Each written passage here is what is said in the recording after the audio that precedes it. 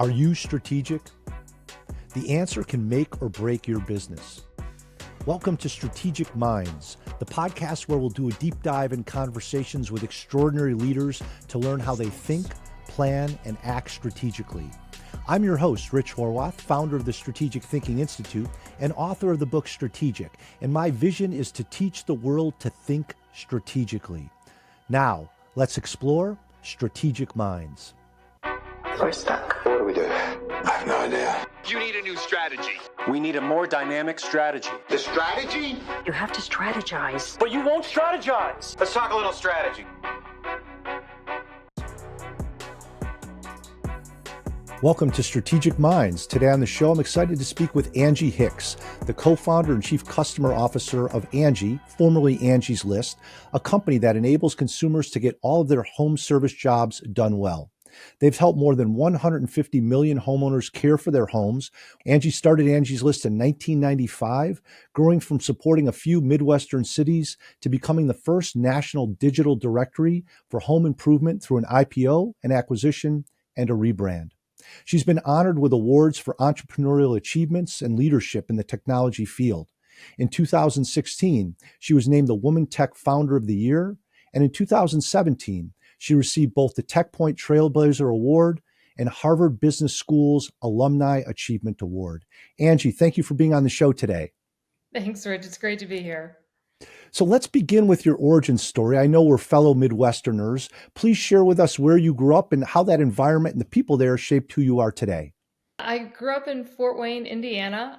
My dad was a UPS driver. My mom was a bank teller. So good, hardworking Midwestern family. And I was the first in my immediate family to go to college. I ended up exploring a bit, but decided to go to DePaul University in just west of Indianapolis.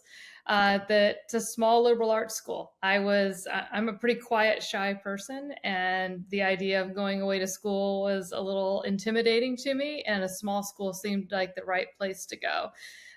So I went there, and through that had really good experience with professors, as well as doing an internship while I was there. I was a part of a program called their Management Fellows Program, where I did an internship, and that's actually where I met my co-founder, Bill. Excellent. I'd love to dive into just a moment to your folks and being a UPS driver and a bank teller. Share with me a little bit about what their work ethic, those values were as you were growing up, and how that maybe influenced the start of your career. Yeah, I mean, I think when I watched my parents, my mom, at that time, she wanted to be a working mom. She went back to work when I was about 5. She was like, I need to have this balance in my life. And I had a lot of respect for her. And she was like, I need to earn my own money. I want to be able to invest money and do things like that. And my dad was a lifer at UPS, retired there after, I think, 27 years driving the truck. And you can see the commitment people have when they work at a place like UPS. I mean, you hear probably stories of drivers that are like, that's their career, and it just makes such an impact. It's such a part of their life. In fact, I ended up getting a scholarship through UPS to go to DePaul, which combined with the scholarship I got from DePaul turned it into a full ride. Wow. That's fantastic. So I'm like, I had the pleasure of meeting the UPS CEO probably 10 or 15 years ago. And I have to admit that I was like a little fan, right? Because UPS had such an impact on my life as a kid. Right. Yeah. It's amazing how some of those opportunities really can transform us, especially early on. So very cool story there. You mentioned your co-founder, and it's amazing to me, having run my business for 23 years, but you started it right out of school, and you talked about that internship, which was pivotal. Would love to hear a little bit about those early years, and what initially led you and your co-founder to believe that, hey, this could be an actual business. Let's give this a runway and some opportunity to make it happen. That's right. So I met Bill doing an internship when I was in college. He worked for a Midwest-based venture capital firm. When he interviewed me, he told me years later, he was like, the highlight on my resume at that time was Employee of the Month at Ryan's Steakhouse. And he's like, you know what? she seems really smart. She could use a break. And he brought me in and, he was like, he would just give me more and more things. I mean, it wasn't like crazy hard things. It was like, hey, build out this database of all these, kind of contacts or whatever. And she's like, whatever he gave me, I just did. And he's just like, he was kind of like, she's somebody that just gets stuff done. And then when I was getting ready to graduate, I really wanted to go to a small business again. It was, but it was the mid 90s. So I started sending, resumes out in the mail to small companies. And, small companies don't respond to resumes, because they don't have Right. the capacity to respond to resumes, right? So can't say it was fruitful. And then Bill came to me one day and suggested that we start a business together because he had renovated a house in Indianapolis using a company called Unified Neighbors, Okay. which was this little newsletter that had been around since the early 70s. One of his coworkers, I think, had told him about it, and it made finding contractors a breeze. And it was his first house, and he was like, "Oh, it's super easy to remodel a house." Then he moved to Columbus, Ohio, and realized there was nothing like Unified Neighbors there. And, kind of had a bad experience with an HVAC company. And all of a sudden, I was like, maybe I don't like fixing up houses. And he started to look around and realized there was nothing like Unified Neighbors anywhere in the country. So he tapped me and said, hey, it's a crazy idea. Your parents are going to hate this idea. Why don't you move to Columbus? We'll start our own version of Unified Neighbors. Just promise me that you'll work for at least a year. I'll raise enough money to fund it for a year. Okay. And the worst thing that happens is you have a great application to business school. Wow. And one of the things that strikes me about that story is, you described yourself earlier as introverted and shy, and yet you were willing to move to do something that hadn't technically really been proven on a big scale at this point. Do you remember that being a difficult decision? Ridiculously difficult, horribly difficult decision. Like, it was like, you didn't have a lot of entrepreneurs in 1995. There weren't a lot of stories about it, things like that, right? So I didn't have any role models. Like, I don't even know what I'm doing. And I certainly don't think I define entrepreneur. I don't have some big idea. I'm not super charismatic. I'd rather be on a spreadsheet than in front of people. But one thing that, I believed was like, and it came down, I had a conversation with my grandfather and, he told me, he was like, what's the difference between being 22 and looking for a job and being 23? Like, if you're going to take a risk, now's probably a decent time. And, your parents are probably not going to let you starve, right? And you don't have a lot of other responsibilities. And you seem to think a lot of Bill. So why don't you try? And I think that's been a theme that I've carried throughout my career. It's like, if you surround yourself with people that believe in you, that are, kind of complement your skill set, kind of the quality of the people matter more than the name of the company and the task that you're doing. Yeah, that is excellent advice, both from your grandfather and from you on those pieces. I'd be interested too, just to build on that. You obviously have made this a tremendous success over the past 30 years or so. What advice would you share with other potential entrepreneurs as they look at their idea? Because as an entrepreneur, I know there was a lot of doubt built in my mind, that this would even be viable. What would you share with folks about, pursuing ideas or evaluating ideas and then taking that leap that you took? And I think this is sometimes hard because sometimes you're like, I need it to be a huge success, but I always measure things in smaller increments. So, we had the advantage of having seen Unified Neighbors and seeing it be successful. And, by the time we started Angie's List, Unified Neighbors was like 25, 30 years old. So we could see that, hey, it could stand alone by itself in one city. So we're like, okay, if we can do that in one city, Indianapolis and Columbus are about the same size. So let's go see if we can kind of get Columbus to do that. And then we just opened city by city until we got to a point, for our business, the local marketing was the biggest expense to opening a city. We had to go advertise to get homeowners because we realized early on that me going door to door was not going to be the solution. So we actually did need to spend money to advertise. But once we got to, I think it was like 18, 20 cities, something like that, we were able to switch from being a local marketer to a national marketer. And then all of a sudden our spend, then we were on a race to open cities. We Yeah. went from about 30 or 20 or 30 cities to 100 cities in 18 months. But we had proven out, we had kind of cities at various degrees of maturity. We kind of knew how the model worked. We knew how the business could turn profitable, how it could build, etc. Find your unit that you're going to evaluate things on. So, what is it? What is that process? And then make sure you can always, kind of pull back the layers to make sure that, hey, that's elements working well. I might be growing and burning more money over here because I want to grow and grow faster or things like that. But always make sure you've got the fundamentals. Yeah. Yeah. Great advice on that. And to that point, you went from, more of a local marketer to a national marketer. And I know over the years, other things have changed. Were there any other big inflection points or changes in the business model that produced some anxiety and some doubt that, do we need to make this change? Were there any big changes in the business model over time for you? Well, I mean, since we're talking about something that happened 30 years ago, we were an offline business. We were a call-in service in a magazine. So our first kind of inflection point was, shall we build a website and what shall be on it? So we first built our website. I think we spent $1,000, hired a couple of college kids to put it together. And it was just a marketing website. It was email based. So homeowners could subscribe. You could effectively send us an email to join. We quickly discovered that about half of our new members were joining via this website. So we decided we probably should invest in something different. But for us, it was like, what is the essence of the business? Is it just a website, or is it the culture and everything that goes into the business? And so in that decision, we debated a lot about how much information, how much of the list we were going to put online. Okay.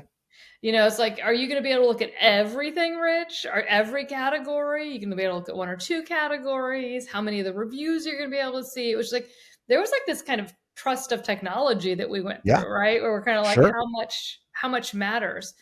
And I think one of the decisions that we made in that process was that we viewed the internet as another channel for how people could use Angie's List. We didn't view Angie's List as a website.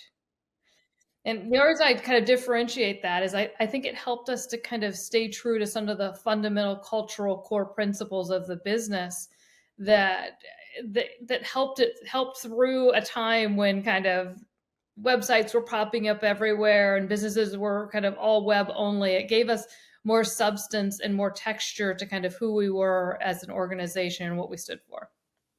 Excellent. And Angie, in our previous conversation, you shared a little bit around even that initial decision to be starting in the Midwest, in Indiana, in Ohio, and that some potential investors were skeptical that, that you're going to be able to actually do that. What was your thought process around starting in the Midwest when some investors were saying not a great idea?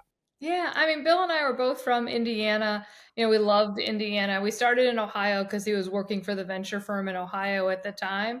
But as soon as Bill moved back or joined the business full time, which was about 3 years in, we moved the headquarters back to Indianapolis. We wanted to build something in our home state, with people from Indiana and really build something to be proud of. But we did. We went out, probably 20 years ago, and we're talking to venture capitalists on the coast. We were at that point where we could raise some additional money. We were needing national advertising so we could spend more. And we did. We had someone on one of the coasts. We got to the term sheet stage and they looked at us, we're like, we're going to add one more term. Oh, geez. You're going to have to move your headquarters to, kind of to the East Coast because we don't think there's enough smart people in Indiana to grow your business. Oh, geez. And so, Wow. luckily, because Bill came out of venture capital, he was smart about venture capital. And one thing he always knew was you don't raise money when you need it. You raise money when you don't so that you can say no. And we very clearly said no in that scenario. And that kind of made a bit of a crusade for the whole team. It was like, we're going to go show them, prove them wrong. I love it. It's that underdog mentality, being underestimated, can be a definite inspiration. And it sounds like that mentality was a big part of your culture. If you wouldn't mind, share with us a little bit about how intentional you and Bill were in developing the culture. I mean, you've talked about, your work ethic and those Midwestern values. How intentional were you in building the culture over the time that you ran the company? Yeah. I mean, we were very intentional. And, especially Bill. I mean, Bill, being in venture capital, had seen a lot of different cultures. He'd seen good cultures, he'd seen bad cultures. And what he did know was that if you don't maintain the culture, it'll be a bad culture. But there were just things that were just inherent to us. Like, we didn't have offices. We sat in cubes. We all sat together. We looked for cheap office space because we weren't going to spend money on office space, but we loved our office space. It was kind of old buildings. We were in, at one point, an old firehouse, from like the early 1900s, late 1800s, something like that. Like there were mice running around in the office half the time. It was like, but people, like, it's so funny how people just kind of like that. Then if you said, well, you're going to move away from the mouse infested space, they'd be like, no, I couldn't do that. And you're like, okay. Uh, I but love it. so we spent, our view was like, let's spend our money on, our team and on, our marketing to kind of grow the business. Let's not spend it on things that just aren't that could be viewed as frivolous and not necessary. But so there was a lot of frugality for us. But we also were incredibly open door. I mean, like, you could just walk over, Bill sat in a cube, I sat in a cube, come over, say hello, talk about whatever you want to talk about. And we would have, different programs that we would run on the cheap. We used to have we'd do a random lunch where you'd get, we'd give you like $40 and four of you would go out to lunch from different areas of the company so that you could sit down and get to know each other. And we were like, that's a good way to kind of get people understanding around the business and outside their comfort zone. I think one of our our big activities, Bill started a soapbox derby. He loves cars. He loved cars. He started a soapbox derby. It was the Angie soapbox derby. So what we would do is we'd split everybody up in teams on the Friday before Memorial Day weekend. We're in Indianapolis, so the Indy 500 is Memorial Day weekend. The Friday before, we'd split everybody into teams. We'd give them tires, and then I don't know, $50, and they had to build their car, and then we would race them. The one paved parking lot we had in near where we were was on a hill, so we would race them down. We would race them down the hill, and people that joined the company, kind of in early June, were always so bummed that they were going to have to wait a year in order to participate in their first derby. Excellent. Now, were you ever in the car? I did not. It just seemed too dangerous for me. That was a good strategic choice on your part. Yeah. I love as you're sharing some of those stories, it sounds like the culture was really built on experiences together and, going through those moments, the frugality that you talked about, that being underestimated, that work ethic. And it sounds like a lot of that is transferred over to the attention to customers that you all have paid over the years, which is one of the reasons you've been so successful. I know you've transitioned into that chief customer officer role. We'd love to hear a little bit about, what that's been like for you, maybe some of the more rewarding parts of that opportunity. Yeah. I mean, in that role, it's been a lot of fun because it's a chance to kind of take all the stories that we're hearing from customers and bring them back to the team, help them understand where the homeowners come from, where the pros come from. And I think kind of two things that have rolled out in this role. One is office hours for pros. That actually was a spinoff from office hours I used to have for employees. I was really sad the day I had to rely on name badges to know who people were. Once we got that big, I was so disappointed. And I was like, so how do I kind of develop some of those one-on-one relationships, across the organization, not just in the marketing department, for example. So I offered up office hours, and, you sign up. I used an hour on a Friday, every Friday. Anybody in the company could sign up. We'll talk about whatever you want. Make them, and at the end, I'd make a connection for them, give them some advice, things like that.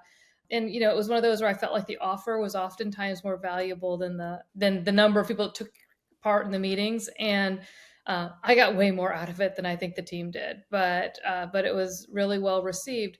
So I decided, I was like, that worked internally. Why don't I do that with the pros in the network, our pro customers? So I do that today. So I dedicate a few hours each week where any pro can call, sign up to talk about whatever they want to talk about. And culturally, I think that it sends a big signal that, like, hey, we're all accessible, right? It helps to solve problems lower in the organization because, they feel empowered because, like, I'll talk to him if you want. Like, you can talk to him or I can talk to him. I don't care.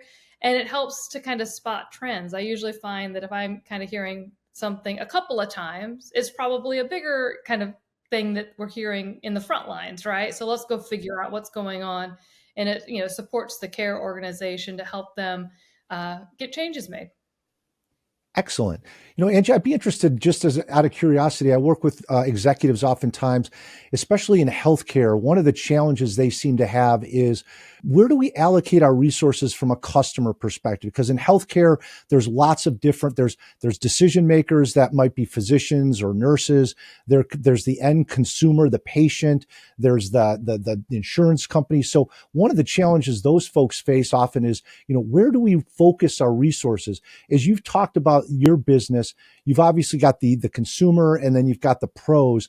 Were there ever challenges from your perspective on allocating resources internally to ensure that you were doing a good job with both? Yeah. I mean, I think it becomes a balancing act, right? You need to have enough pros, high quality that can support the jobs that are coming in. You need to make sure you're taking care of the homeowners, so that it's a constant back and forth, and you need to make sure you're keeping things in balance. In our scenario, the pros are the ones that pay, but they pay because the homeowners come to us. So you want to make sure that you're taking care of the homeowners, that you're building a place where they can come for all of their home improvement needs and feel like they're like, I'm going to get a job done well. So, so it's that balancing act. And when I think about it with the chief customer officer hat on, it's, with the homeowners, because there's so many of them, right? We can get a lot of quantitative data from them, right? We know, like, what percentage of the time are they happy? We can get an NPS score. We can get all these kind of things like that. And we can get stories through the reviews they give on the pros they hire. So we get tons of just natural content coming in from the homeowners. And that's one of the reasons I started the office hours, because I feel like we don't get, there's not as many pros, right? And you don't get as many data points from them. So how do we kind of supplement that conversation and help the team understand what it's like to walk in their shoes? Excellent. Yeah, it's basically a built-in voice of the customer that you have from a qualitative and Right. quantitative standpoint on a regular basis. So I love that idea. One of the things I'm always interested in is leaders' ability to help their teams handle issues. It's great when everything's going well, Yeah. but when you've got customers complaining or there's service issues, things like that, that oftentimes is the true measure of a leader. Love for you to share with us a little bit about your perspective on handling issues, problems, challenges, with your people, and helping guide them through those as well. Yeah, I mean, when I think, and I end up talking to pros about this too. I'm mad about a review. I had a customer that didn't like my work. I think the first thing I encourage people is kind of step back. Like, it can't be an emotional conversation, which is sometimes hard, but it has to be an empathetic conversation. So you have to be a really good listener. If I talk to kind of our care organization, I'm like, hey, your job is not just to kind of like state the line, right? Your job is to listen to them, help solve their problem, help them understand kind of, so it seems reasonable and logical, kind of the outcome you're suggesting. Because for homeowners, these are big projects. They might have spent a lot of money, and they want it to go well. So how do you balance that? So I always, so kind of my advice typically when kind of dealing with these is kind of take a step back, read the feedback, have the call, have a cup of coffee. Yeah, I mean, right, there's just this element of just like, and look at it. If it's something you can fix it. right. Say you're sorry and fix it. Because I find that a lot of times, people, when they decide who they're going to work with, who they're going to, what company they're going to use, things like that, when they see somebody that has all glowing results, it's like, we're like, they seem a little suspect sometimes. And two, you miss kind of learning what happens when things don't go perfectly, because nothing's ever going to always go perfectly. There's going to be problems. And I find that reading through kind of when things don't go well, I actually enjoy that kind of feedback because you can learn a lot about the company. What are they going to do when things don't go right? Yes, absolutely. And to that point, in your role now, you're getting a lot of great insights. You're helping people come up with solutions. How are you able to, or what techniques do you use to share the ideas, the insights, the learnings that you're getting on a regular basis with other people so that you're building kind of that collective knowledge for the business? So there's a few things. So one, I mean, I love my spreadsheets. So I keep spreadsheets of like common things that I hear, and we're like, let's just go to the numbers. So I'll do that. We'll do pro panels sometimes. So I'll bring pros in to talk about a topic for the team, which are really popular. And then I've also rolled out a pro council. So we have a council that we started a couple of years ago, where we have a dozen pros that meet with our leadership team regularly. So then I'll gather kind of key leaders, our product team, our care organization, things like that. And we'll talk to them about specific topics to get their insights and feedback so that we can, kind of be more proactive at kind of solving some of these things and making sure we're going hand in hand with the customers. It'll be the tool will impact, etc. Excellent. And it's part of that process. So you're getting ideas, you're sharing ideas. I would imagine sometimes some of these ideas are things that you potentially could use to alter the business or do something differently. How is your process look for assessing these ideas, these insights that you're getting to determine, yes, we should act on this, or that's a nice idea, but it's not necessarily part of our strategy, so to speak? Yeah, and so it's what I often find, it's in my day to day, it's actually a lot of our kind of key strategies we were working on right now. If I think about what the 2025 key strategies are, several of them were things that, kind of I had been hearing about over the course of the last couple of years that were like, hey, which is exciting because then I can go back to the pros and I'm talking to them like, hey, we're doing X, Y, and Z. I hear you.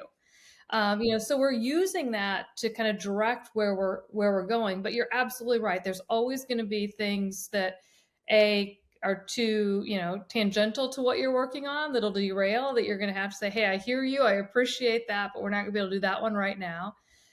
And there's always going to be things that you're going to do that's not just driven by the customer, because the customer is usually pretty iterative in their suggestions to you versus strategically, we might be like, no, we have to go leapfrog and come in over here.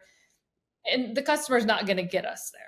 They might be able to advise us when we start talking about it, but they're not going to give us that idea. So you have to balance those, things that are kind of near term versus more strategic, longer term things. Yeah, that makes perfect sense. I'd be interested, Angie. One of the things I'm challenged with, I work with vice presidents a lot, and at that level, they've been promoted, and they still like to do the work that they were doing in their previous role. So, yeah, doer versus leader. right. So the idea is lead at your level, and so you've got to be able to delegate. How have you approached that with folks that have reported to you in the past, as far as getting them to use their expertise in their current role and not dipping back down into other things? Yeah, it's hard. It's probably one of the harder things you end up coaching people on, because inevitably you're promoting a high achiever, somebody that does that task really, really well.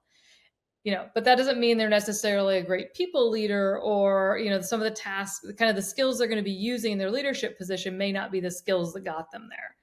The great sales rep becomes the sales manager doesn't mean those skills are the same. So how do you kind of help them kind of do that? And delegating is the hardest thing, to be able to kind of say, I have to let them try.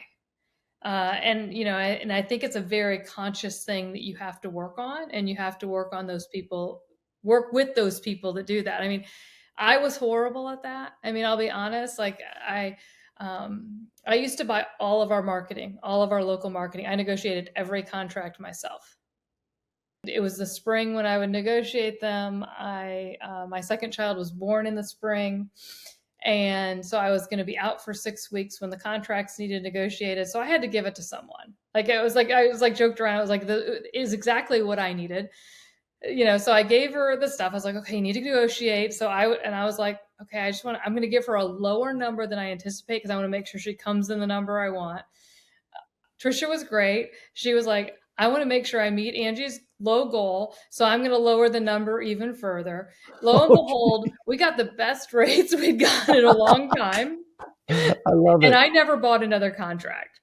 I love it. Because sometimes, that's like having those and I tell people, I was like, there's like something about some of these windows where you get to kind of step away, like think about them. They help you in many ways. So it's good to spend time with my daughter, but it was also a great kind of chance for me to kind of force delegation when I may not have been ready to do it.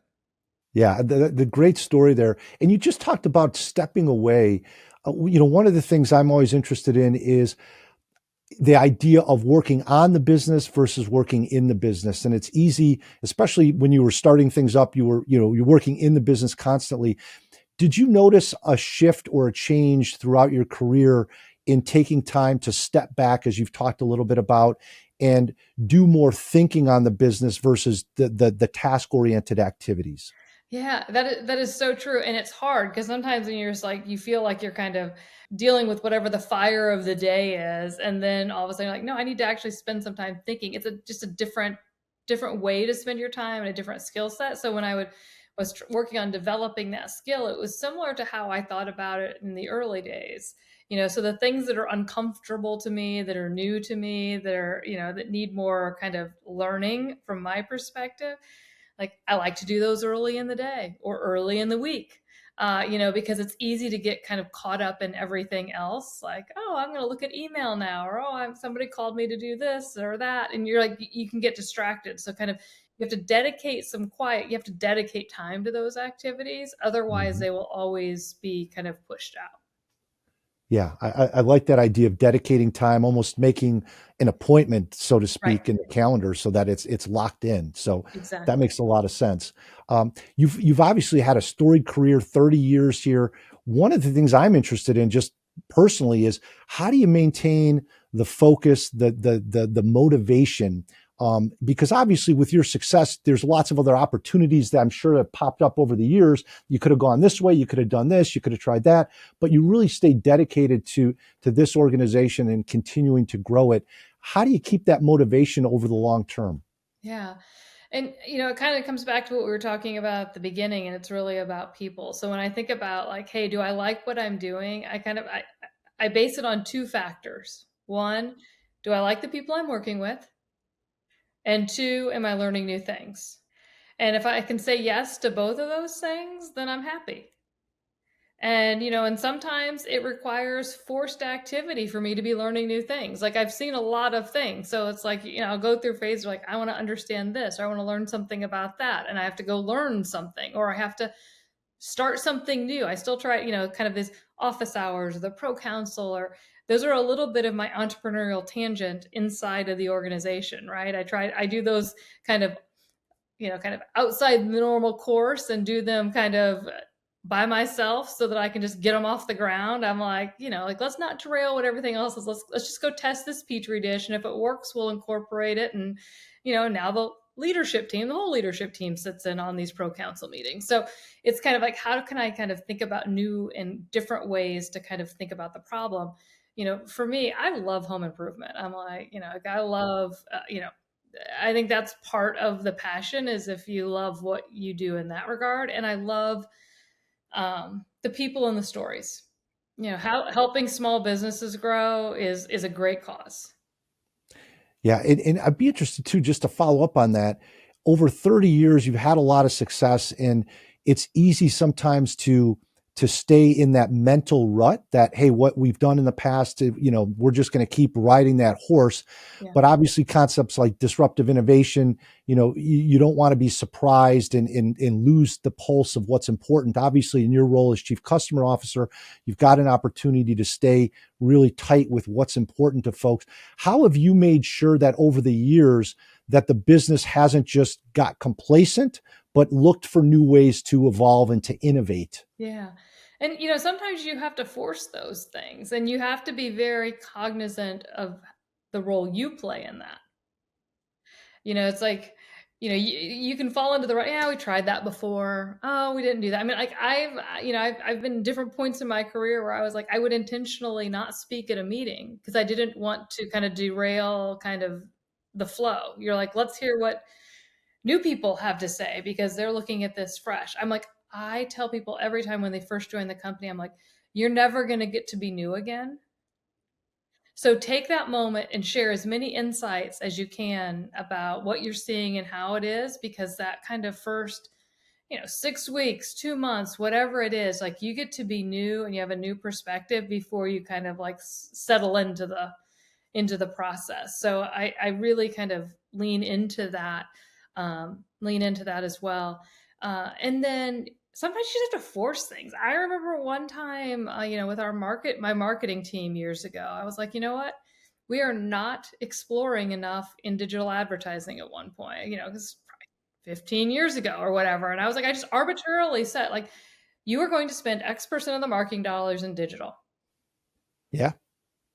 You do not get to go and just do TV advertising like you have done before. Right.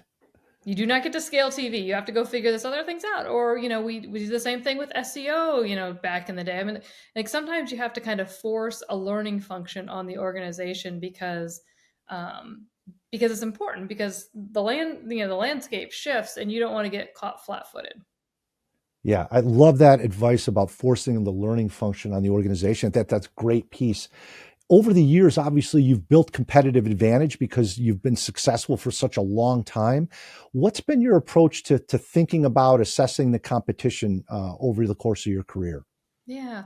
I mean, I think about competition in kind of two groups. I think about our digital competition. So whether there are players that are kind of in the online space helping people with home improvement, or I also think about the offline world. When it comes to the home improvement space, still the vast majority of kind of finding a plumber or an electrician actually still happens offline. I'm asking a neighbor, I'm seeing a truck drive by my house, I see a yard sign, a billboard, hear a radio ad. I mean, you have to think about both of those. It's like, how do you make sure you're winning the share of the homeowners and the pros that are already online and kind of thinking about an online first, but then also how do you move kind of the traditional kind of, how do you disrupt the traditional kind of word of mouth experience as well? Excellent.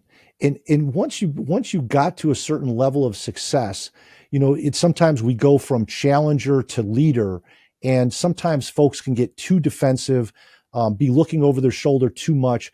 Was there a way that you would strike that balance of, going from challenger to leader and still maintaining that assertive approach that we want to, do things differently, continue to push the envelope relative to the competitors that were out there? Yeah. And I think part of that we benefited from being in the Midwest back in those, kind of those early Right. days when it came to competitive.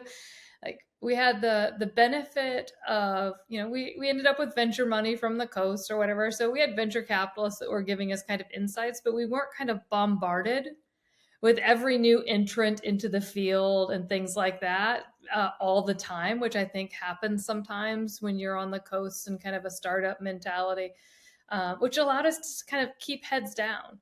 We really spent a lot of time kind of focusing on what, kind of what differentiates us versus kind of what the competitors are doing. We were probably more tunnel vision early on in the business than, kind of some companies might. You could argue that maybe we needed to look at competitors more back then. I mean, I remember in like 2000, there was a ton of venture money that came into our space. And, even I think one company got public during that bubble. And what we saw was that all of the competitors were charging the pros, but giving the product away for free to homeowners. And we were basically the opposite. And, we're like, all right, we either have this completely wrong and everybody else has it right. And what do we want to do? We ended up staying the course and weathered that storm. Most of those kind of folded soon after that. But Yeah. but you see things like that come in that can kind of scare you from time to time. Sure. Yeah. And I think a lot of that speaks to, the ability of a leader to believe in their vision and to stay that course. It's evident in chatting with you that you've got that unique combination of both business acumen and emotional intelligence, and it's a great combination to have. I'd be interested, Angie, how have you observed your leadership style evolving over the years? I had to learn to be a leader. I mean, I was 22 when I started. I was, I'm like, I wouldn't even say I was a leader back then. I would say I was Sure. a bad manager. I was a Right. micromanager, probably.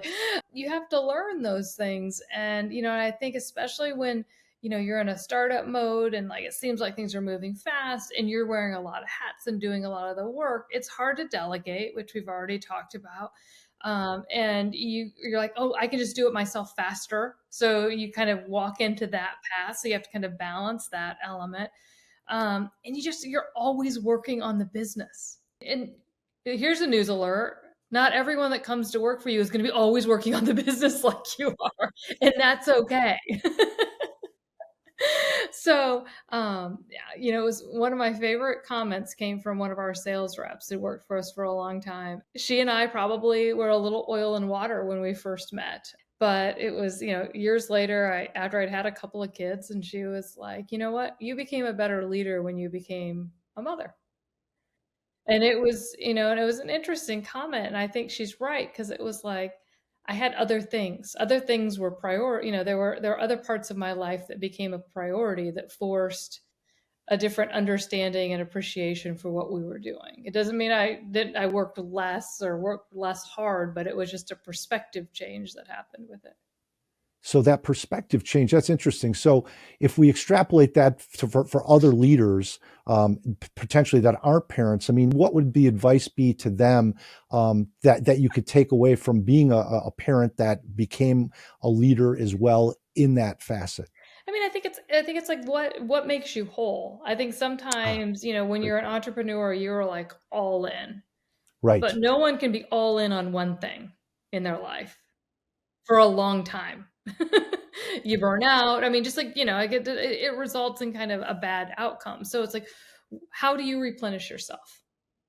Right? It's like, I think about I'm an introvert. So if I go out and give a speech tomorrow, I'm probably going to then, kind of choose quiet work the rest of the afternoon because I need to balance that. Or, maybe I love to play golf or, swim or whatever. It's like, what are the things that kind of make the rest of you? And make sure you're giving time to those things. And it really does become you have to set the priorities. I mean, I think I get a lot of questions about work-life balance being a female entrepreneur, and I was like, I don't believe in work-life balance. I don't think there's some perfect thing. I call it work-life choice. It's like, I was like, I don't care how great your boss is. They're not going to come to you and say like, hey, Rich, aren't you supposed to be at your son's baseball game tonight? You better get going. Like you have to make that choice. Hmm. And, and that's hard sometimes. Yeah, I mean, it's powerful too, and I love the idea of what makes you whole. I think that's a really, as folks are listening out there, I think that's a really important thing to reflect on a regular basis. I think too often we don't think about what makes us whole. So I love that phrase that you shared, and that's, in my mind, that's kind of a leadership principle. Angie, I'd be interested. Did you have leadership principles that you would lead by, or did you inherently just lead? Were there principles that you have had in mind in the past? If I was going to classify kind of the style, it was a doer coach, right? It was Yep. like, I was always like, I sat in the cube with my marketing team and we were kind of always accessible and we would just kind of solve problems together. And I would tell people, I was like, look, it's like, I would rather you make a decision and make it wrong, but just come tell me when it's the wrong decision and don't waste a lot of time doing that because maybe I'm a little lazy and it's easier to solve it for you the sooner I know versus after you've tried to fix it. I was like, but it's like, there's no shame. Like, you have to try. Like, you have to try to, and like, if I make all the decisions, it's not going to be a good outcome. I want you to be developing that skill. So Yep. let's just have a deal for how we do it. I love that too, that focus on development for people. Any tips that you'd give leaders on developing? And you did that idea that you shared earlier, I think was fantastic as far as, forcing the organization to learn different things by saying, we've got to allocate X dollars to digital, so go do that. From an individual learner perspective, an individual manager, leader, any tips that you'd share with leaders on helping people develop so that they can reach their full potential? I mean, I think you need to have kind of candid conversations regularly with people that you manage. I think we all too often we kind of think we're having those conversations, but we maybe aren't having those conversations. We think we're saying these things and maybe they're not, maybe we're not communicating well. It's like I've often found in leading, communication is always one of the big things that people are like, doesn't matter how much communication you do, they could use more and it could be better. Don't wait, have real-time feedback, but also dedicate time and label it as such. So one of the things that we're doing, I think a lot of times we're like, oh, we do semi-annual reviews or we do annual reviews. I was like, do you do weekly one-on-ones where you sit down and talk about things? What's the purpose of the one-on-one?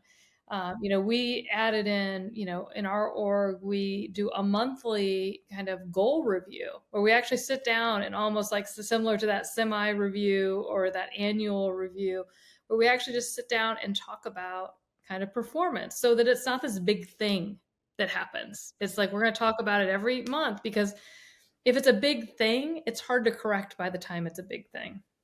Yes. That's the same analogy I use with strategy is, it's got to be ongoing conversations. It can't be like a birthday where it happens once a year. There's a lot of excitement and then it just goes away. But I think there's value in labeling those conversations, kind of calling them something so that people know, like, this is my time. We're going to sit down and talk about this particular thing, because inevitably what one-on-ones often become is like, okay, I need to ask you about these 5 things. Are we good for this or good for that? And then it becomes a very tactical, just checklist type meeting versus a conversation. Yes, makes perfect sense. Well, Angie, I'd be grateful if we can close our conversation with your response to 6 questions that we call the strategic 6, if that works for you. All right. So number 1, what was your first job? Worked at the Fort Wayne Children's Zoo in the concession stand. Oh, okay. Excellent. If you haven't been to the zoo, you should go. All right. There is a plug for the Fort Wayne Zoo. Still running, obviously. It is, and it's one of the best in the country. You won't be disappointed. Okay. Wonderful. Number 2, what's your favorite vacation spot? I like to go to the lake in the summer. Okay. Excellent. Yeah. I'm in the Midwest. Same thing. I love that too. How about one word that best describes you? Persistent. Persistence. Yep. That makes sense based on what we've chatted about. Number 4, what's one book that's had a significant impact on your development? Adam Bryant wrote a couple of books around his New York Times column, Corner Office, and I have enjoyed those. I enjoyed the book Quiet, being an introvert. Great. How about number 5? What's one piece of advice that you'd most like to share with people that would fit on a bumper sticker? Take advantage of opportunities. Great. You've definitely lived that. And then last one, number 6, what's the most exhilarating moment you've experienced in your professional life? It was probably hitting a milestone on memberships back in the day, I would say, hitting the 1 million member mark. Okay, great. Well, Angie, I really appreciate the wonderful tools, tips, techniques that you've shared with us today to help all the folks out there maximize their strategic potential. Thank you very much for being my guest on the show today. Thanks. I really enjoyed it. What are we talking about? Practice? Practice makes perfect. Practice makes profit. We face challenges in business every day. Those who can solve challenges effectively and efficiently are the most successful. Here's a format I developed to help leaders solve things more quickly, and it's called solutional thinking. There's 5 steps. Number 1, the challenge. What's the main issue, challenge, question, or problem that needs to be addressed? Articulate that in 1 sentence. The second piece, relevance. Who is this important to and why? We don't want to spend time solving challenges or problems that aren't really important to people. The third area is gap. What's the difference between the current state and the desired state? So think about where you currently are and where you want to be relative to this challenge, and what's that gap look like? The fourth area are options. Typically, when we solve a problem, we jump to the first solution that comes to mind. The best solutional thinkers come up with 3 to 5 different options, and they also come up with the pros and cons for each of those actions. And finally, the 5th step is to identify your direction. So what's the recommended action plan? Think about your GHOST framework: goals, objectives, strategies, tactics. What are you trying to achieve as you solve this challenge? And then how are you going to do it? I appreciate your strategic mind. Must have a strategic brain. Great strategic minds of tomorrow right here. In this segment, The League of Strategic Minds, I answer questions submitted by listeners. Today's question: how can I help my team be more innovative? First, we need to demystify the topic of innovation because it can be overwhelming. There's thousands of books, thousands of articles out there. I define innovation simply as creating new value for customers. At the heart of innovation is insight, and I define an insight as a learning that leads to new value. So one way to help your team be more innovative is to create accountability for sharing insights. Many of the groups that I work with ask their people throughout the organization to submit 3 to 5 insights each month, 3 to 5 learnings that have led to new value, either for themselves, their teams, colleagues, or external customers. If you have a question you'd like answered, visit the Strategic Minds page on the website strategyskills.com and complete the brief submission form. If your question is selected, you'll receive some strategic swag for your contribution. Any insights? You play to win the game. Any further insights? You don't play to just play it. Insightful. I want winners. I played the game to win. I want people that want to win. It's very insightful. To close today's show, our Winsight, or idea for advantage, comes from Meg Whitman, former CEO of eBay and HP Enterprises, who said, first, you need the right strategy. Less than perfect execution against the right strategy will probably work. 100% execution against the wrong strategy won't. Does your team have a strategy that you believe in and can help win in the market? If not, all the time you're spending on execution and tactics are being wasted. The motto is ready, aim, fire, not just keep firing. Think first. If your team needs a new process and tools for strategic thinking, lacks a common language for strategy, is too reactive and tactical, or would like to increase innovation to grow profits and create competitive advantage, visit strategyskills.com, where you can learn more about strategy workshops, online certificate courses, the Strategic Thinker newsletter, and hundreds of other resources. Pick up a copy of my newly released book, Strategic, and take your leadership development to the next level by subscribing to the Strategic Fitness System, an innovative, state-of-the-art executive development platform. Remember, be strategic to be your best.